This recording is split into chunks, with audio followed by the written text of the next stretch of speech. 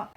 I am going to rework my budget sheet. I am so excited to have you here today because I need to add some more categories, or at least change this up a little bit, make some space so that I can add some more categories. So I wanted to take you along while I make this, just to let you see how I do it. I just use the ruler, the markers, and I map out from my last budget sheet.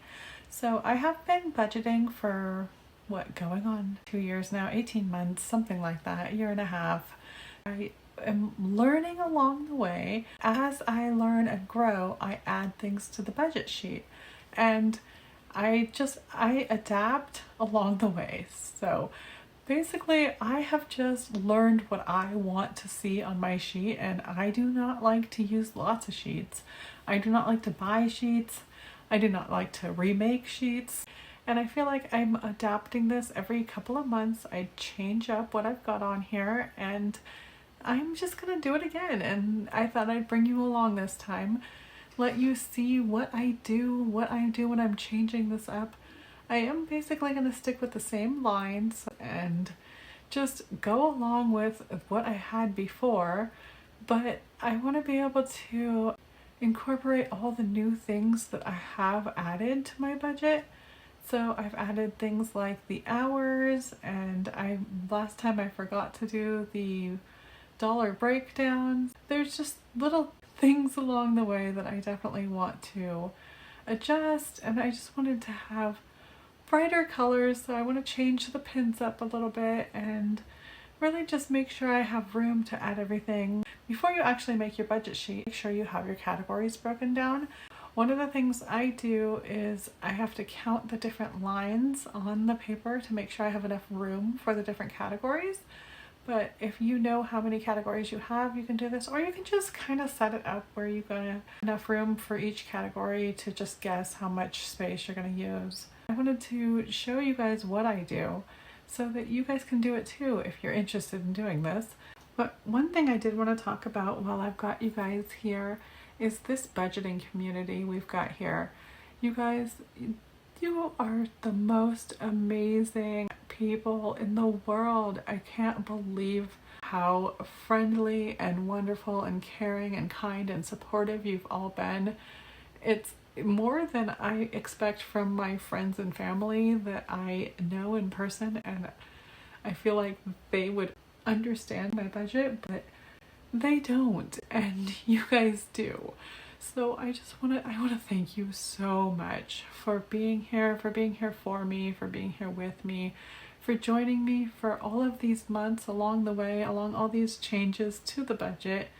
And I just wanted to give back, and I really enjoy being here with you guys. I really do enjoy budgeting, and I wish that I knew how to share things online, like a Etsy or a Ko-fi. You guys are always sharing the most amazing challenges and things, and I don't know how to do that.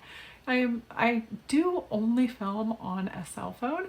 I don't own a computer at the moment, so it does make things a little bit more challenging, but I'm just not technologically advanced, as you can probably tell by me using Crayola markers and lined paper and my kid's ruler. But you know, it works if it works, and I am dedicated to making it work. I am going to make this work for me, and I don't want to spend any money. I don't want to buy anything special. I don't want to spend any time. I don't want to make these sheets every week. I just want to get this straight and make it work for me. So if it works for you, that would be great too. I just want to show you what I do here. And this is the basics of it. This is what I do each week. I just start with this one budget sheet. But since I already have it built and I already have it filled in, I'm sure it looks like it's so much harder to do than it is. So I just wanted to break it down and show you how I do it and how I go through it, what I write where, what I do, and you guys can change this up as much as you want. Make it work for you. Well, thank you guys so much for joining me. Thank you for being here. I'll be back again soon, and I hope you are too. Bye-bye now. One of the things that I really love about this is I am basically spending like under a penny to do my budget sheet. I have one binder sheet of paper, Crayola markers, and that is literally it. And every time I add something or change something, I can just change it. I can adapt it. I don't have to go through purchasing or searching for new budget sheets and adapting them and whiting out and making them work for me. I don't have to have 6 different pages all in a binder. I just change it to make it work for me and add each thing that I want to add along the way. Like, I just added the hours to the top here just the other day, and I love to have that there. It's such a benefit to my budget to have that there. And if I didn't have my own budget sheets, I don't know if I would think to just add a box. But I mean, maybe I would, but it wouldn't be so user-friendly for me and so cheap and so easy. Another thing I really appreciate about this is the fact that you can just add categories or change them as you choose. And I do change a bit because I have a very flexible budget. I am a gig worker.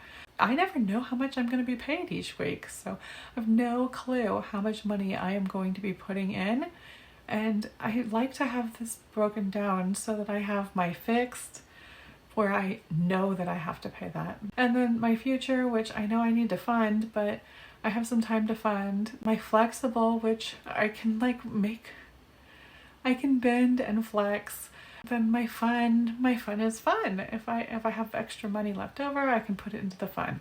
But I have all those categories right here in front of me, right in front of my eyes, so that when I am making the decision on how to budget for the week, it's right there, and it's like it's prompting me to add money to each category. Even if I wasn't thinking about doing it, I see it right there and I can just add it in.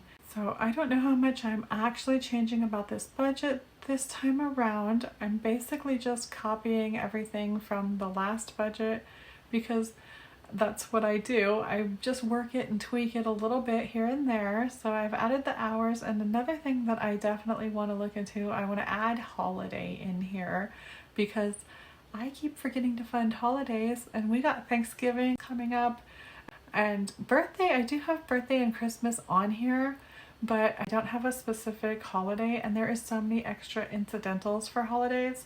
Like when I think of Christmas, I'm mainly thinking of Christmas presents, but I need to buy so many other things at that time of year. There's just all the little incidentals. There's Christmas decorations, there's Christmas treats, the red kettle to donate to, there's random mistletoe to buy, there's like a Christmas plays, all the different things that you want to do in the Christmas season, and I need to fund those.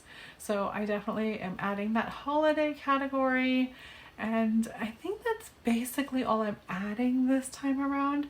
But it's nice to be able to readjust and take a good look at the budget, readjust things as I need, and just add it in for now, see if I like it, and I can always take it back out if I don't. I can always just change my budget at will. So that's one of the reasons that I wanted to suggest that you get to different steps. Where I got to the step of making all the lines, I make a copy before I write in all the categories. So if I were to make a mistake or change my mind, I wouldn't have to do all of the ruler work again. It's not that it's that much work, it just makes it so much easier to have the first steps done. And I can keep that in my files and just pull it out for later. I do need to get myself my own printer. That is one of my goals here for this coming Black Friday, which that's another reason to add holiday on here. The holiday category could be Black Friday money also. And that is a really important category to me because there is things that I want to get, like a printer. And my mom just lives right down the road from me, and she lets me use her printer anytime. And we have our school that's basically just a couple houses past her, and they let me use their printer anytime too. But it would just be so much easier, and they are not that expensive. I feel like if I just budgeted something like $50 or $60 for a printer, I would probably get a really good one. Maybe I'd even be able to get one with ink at the $60 range. I know last year I was looking at them and there was quite a few to choose from. I'm hoping they have a ton of printers on Black Friday special, but one of the things I'm so excited about is it looks like Black Friday is happening every week, and my youngest has a birthday coming up at the end of November, which I was worried I wouldn't be able to get any good Black Friday deals, but it looks like they're starting the Black Friday deals already. So if you guys are looking for good deals, you should start looking out there. It looks like they are already starting, and I am going to be keeping my eye out for a printer, but I do need to fund some sort of a holiday category or something like that so that I will have money to buy that printer. Anyway, you guys, I wanted to thank you again for being here. I hope you enjoy this kind of video, because I just wanted to give you a quick preview of what my new budget sheet's going to look like. And when I do my budget with me this week, I'm going to get to use the new budget sheet that we just built together. Well, thank you guys so much for joining me. I'll be back again soon, and I hope you are too. Bye-bye now.